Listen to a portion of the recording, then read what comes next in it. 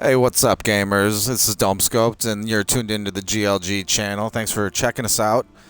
And I am back after a little hiatus there when I am going to do another aiming video. I did one already, and someone suggested I do another one. And so I'm going to go ahead and start us out on one of the new maps that just came out called Molten. There's been a lot of updates since last video. I got a lot of stuff to cover, at least in Halo 5. And I don't know if I'll be able to cover it all, but I'm definitely going to start putting some more videos up. And I'm mostly going to be just doing tutorial videos. I feel like that's kind of more my thing, because, well, my only videos that get any views are the ones that I do tutorials. So I'm going to do a couple of those and see how it goes. So I'm going to do another aiming video and kind of do an updated version where I kind of learn what I've learned since my last video. I'm just going to be doing a free-for-all with just one person here on this map, the new map Molten.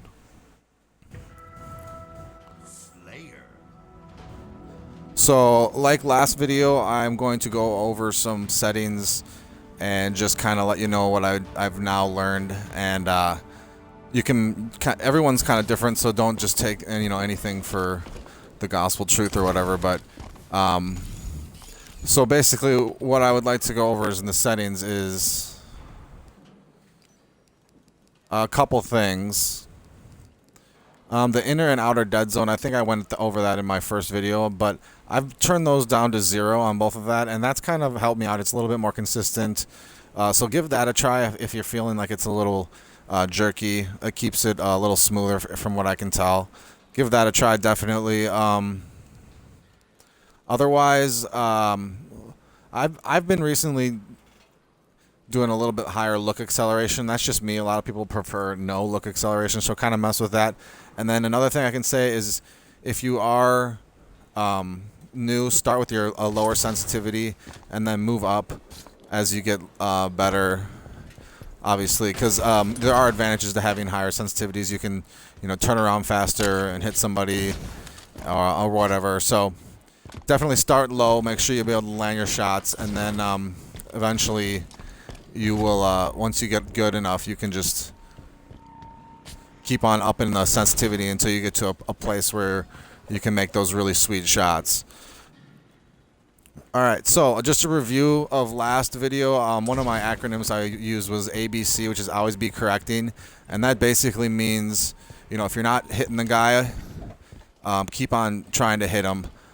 So, I mean, it's kind of self-explanatory. It's pretty obvious.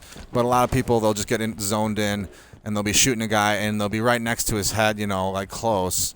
Like just barely missing, but just enough where he's not getting any damage.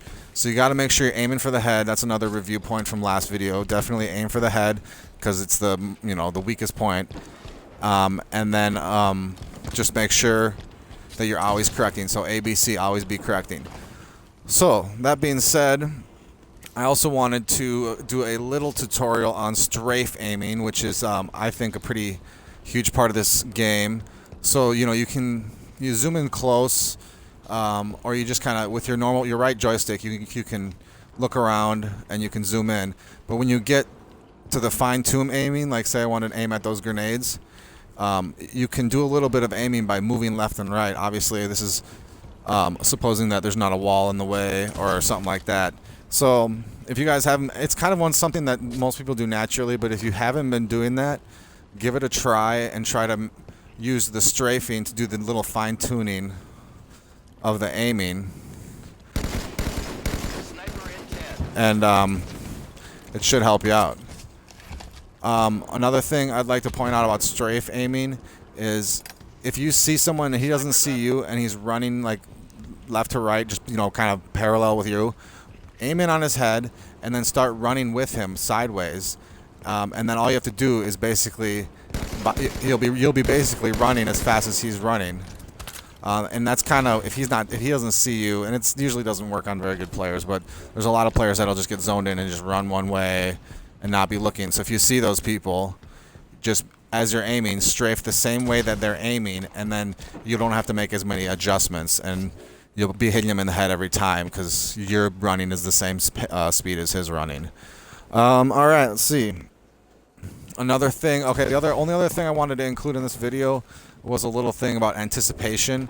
And I don't want you to shoot in front of people, but you got to make sure you're not shooting behind people. I think overall people probably shoot behind as opposed to in front. So you see someone running, get that aimer in front of them and start shooting, and most likely the auto aim will benefit you a little bit more if you're just slightly ahead of them as opposed to slightly behind them. Another thing is, as far as zoom goes, like say sniper, there's different controls you can use. I use bumper jumper, and it takes a little bit of getting used to, especially with double zooms, because you have to double click the right thumbstick in to do that. But I do think it's probably one of the best ones. There's a couple other good ones, but make sure you're good at aiming in. And another little tip with the sniper is if you're close up, don't panic. That's probably the first rule, because most people panic. I think of it more of it as an opportunity to get a sweet snapshot. So you see someone close up, you want to basically kind of anticipate, which is kind of one of the things I was touching on earlier. And then once they cross where you came in, so say a guy comes right around this corner, you kind of put it in front of them, and then let them go right into it and time it. So it's a timing thing, and it's kind of an anticipation thing. Get that first hit, and then switch over and finish them off with that. Because you don't want to necessarily waste sniper bullets, and it's just easier because if you miss that second shot, he's going to kill you, as opposed to if you have the battle rifle, you can just make sure one of these bullets gets him, or finish him off with a hit if he's close. So there's a few little things for you guys to help you out with your game. I'm loving this new game. This Halo is is way better than Call of Duty. I used to be a Call of Duty player, but I switched over to Halo just with the release of this new Halo, and they are really entertaining with all the weapons in Warzone and so forth. So I'm going to be doing a lot of videos on Halo, and hopefully we'll have a lot of other videos that we include with different games as well on the GLG channel. But I want to thank you guys for stopping by and watching the video, and I'm going to be doing a lot more tutorial videos, including a Griffball series, which I will pretty much explain and unlock all the secrets to Griffball that I know, which is pretty much all of them, because I'm pretty good at that.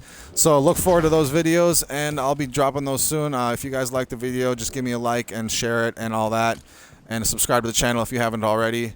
And I really appreciate you guys watching, and I hope you guys have a great day.